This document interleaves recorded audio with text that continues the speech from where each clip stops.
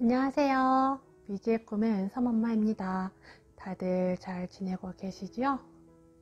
정말 오랜만에 여러분들을 찾아뵙는 것 같습니다.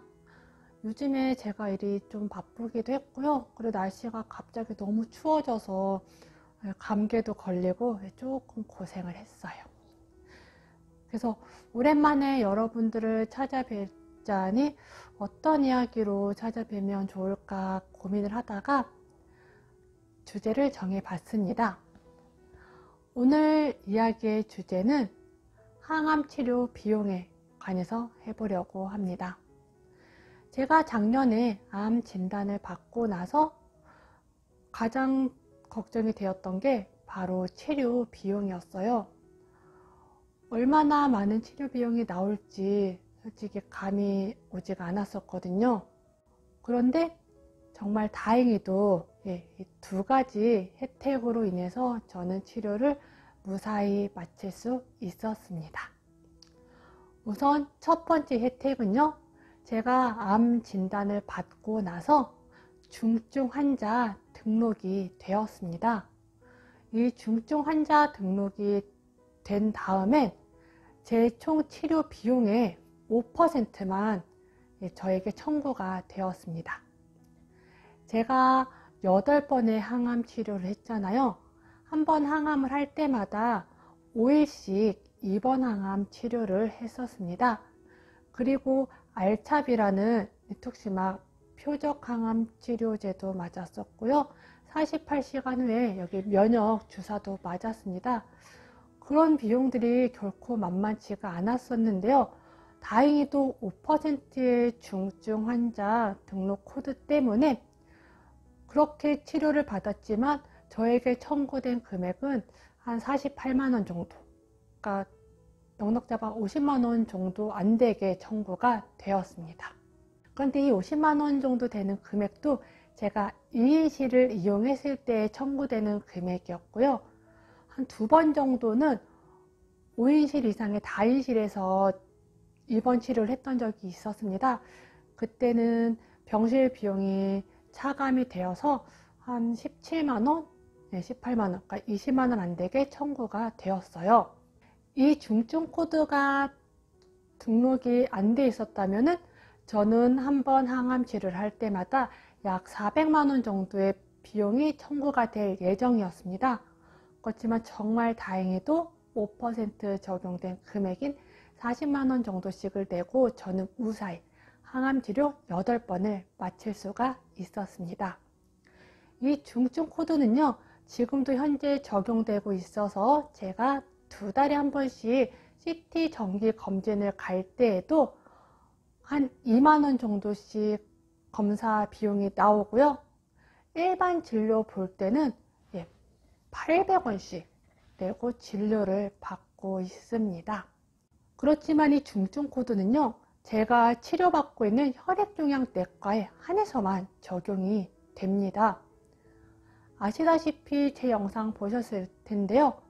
이명이 와서 이비인후과 진료도 받았었고요.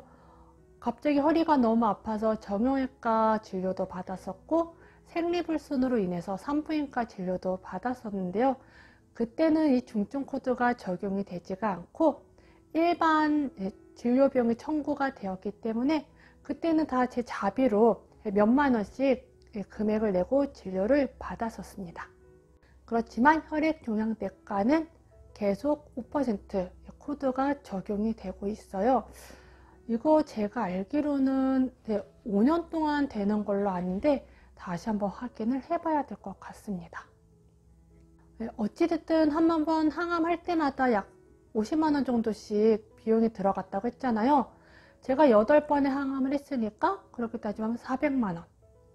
거기다가 플러스 알파 부수적으로 뭐 처음에 조직검사 했던 비용이라든지 지금 주기적으로 받는 정기검진까지 따지면은 한 5, 600만원 정도 들어가지 않았을까 싶어요.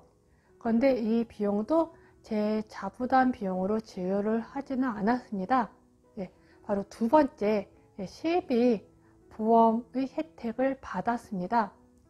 정말 다행히도 저는 한 10여 년 전쯤에 실비보험을 가입을 해놨어요. 그래서 통원 치료비도 청구할 수가 있고요. 입원 질병 일당 같은 것도 다 들어있었기 때문에 입원 치료하고 나면은 실비보험을 다 청구를 했습니다. 그래서 입원하고 나서는 100% 돌려 환급을 받았고요.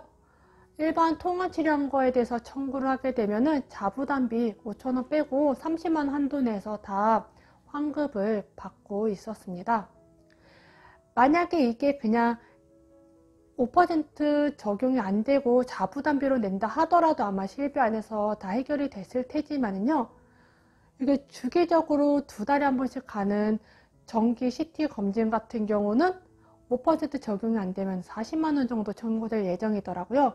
근데 실비보험 1일 한도가 30만 원이기 때문에 그걸 차감하더라도 아마 10만 원 정도씩은 제 부담이 되었기 때문에 아마 제가 이게 자주자주 CT 검사를 받지는 못했었을 것 같아요.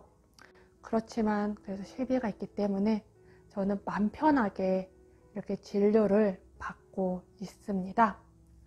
그리고 실비뿐만 아니라요. 암 진단금 보험 안에 암 입원 일당하고요. 질병 입원 일당 특약이 같이 되어 있었어요. 그래서 제 실비 쪽이랑 암 진단금 쪽이랑 그거 다 합산하니까 1일 입원 일당 금액이 그래도 어느 정도 나오더라고요. 그래서 그 금액을 청구해서 그걸로 생활비로 많이 도움을 받았던 것 같습니다.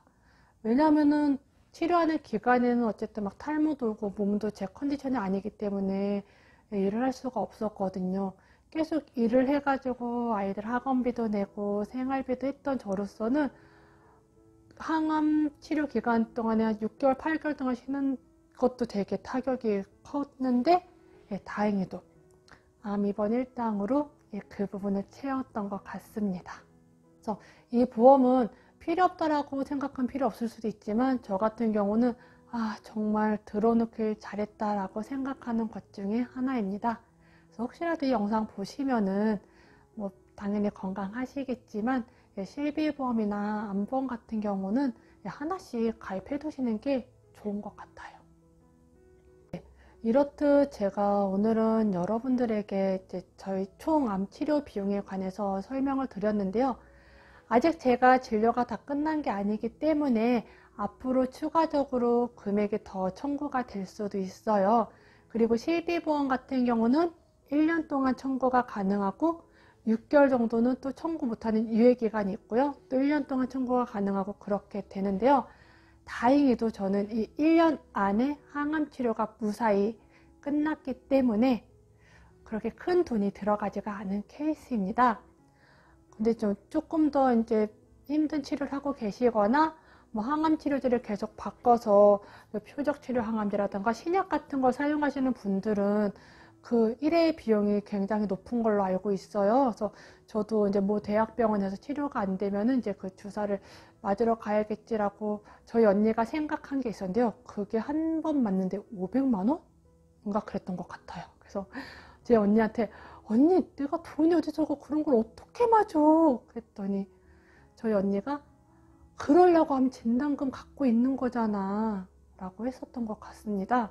근데 저는 실비를 믿고 암 진단금을 그렇게 크게 갖고 있지 않았었거든요. 왜냐하면 그것도 좀 여러 개 가입하거나 금액을 높이면은 매달 납부하는 금액이 높아지기 때문에 저는 그게 조금 부담스럽기도 했고 이렇게 솔직히 젊은 나이에 암에 걸릴 줄 몰랐어요. 그래서 암 진단금을 청구하면서도 와, 내가 진짜 이거를 쓰네? 라고 생각을 하면서 청구를 했었던 것 같습니다.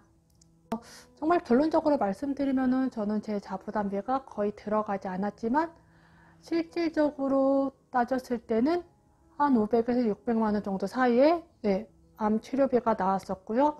5% 산정 특례를 못 받았으면은 이 금액이 아마 4천에서 5천만 원 정도 사이가 되지 않았을까 싶습니다. 그래서 정말 다행히도 이 중증 질환 코드 정말 감사한 것 같아요. 제가 여러분들께 이렇게 이야기하다 보면은 좀 쟤는 이렇게 횡설수설하냐, 왜 이렇게 했던 말을 또 하냐, 왜 이렇게 앞뒷말이 잘 이어지지가 않고 두서두서가 없냐 하실 수가 있는데요. 실은 제가 이렇게 뭐 콘티를 짜거나 대본을 놓고 여러분들과 이야기를 나누질 않아요. 그냥 저는 여러분들하고 좀 이렇게 담소 나누듯이 하는 게 좋아서 그냥 그때그때 주제 생각하고 생각나는 대로 계속 이야기를 하고 있습니다. 네, 그러다 보니까 좀 내용이 어수선할 수 있는데 조금만 양해 부탁드릴게요. 그래서 정말 라방 한번 해보고 싶은데 아직까지 엄두가 나지가 않네요. 제가 할 수 있는 시간은 보통 11시, 12시 정도에 해야 되는데 그때면은 다들 주무시지 않을까라는 생각이 들더라고요. 그래서 조만간 한번 해봐야지 하고 있는데 라방을 솔직히 어떻게 해야 되는지를 모르겠어요. 이렇게 뭐 노트북 같은 거를 좀 놓고 해야 되나? 그냥 제 핸드폰을 가지고 해도 되나? 조금 더 공부를 해본 다음에 진행을 해보도록 하겠습니다. 정말 날씨가 갑자기 추워져가지고 감기도 감기인데 요새 또 오미크론이라는 변종이 생겨서 코로나가 급기승을 부리고 있습니다. 그래서 저도 저희 아이들 집콕시키면서 같이 조심하고 있는데요. 여러분들도 이럴 때일수록 더 조심하시고 감기도 조심하시고 건강 조심하시면 좋겠습니다. 오늘도 제 영상 시청해 주셔서 정말 감사드리고요. 다음번에는 또 다른 영상으로 여러분들 찾아뵙도록 하겠습니다. 감사합니다.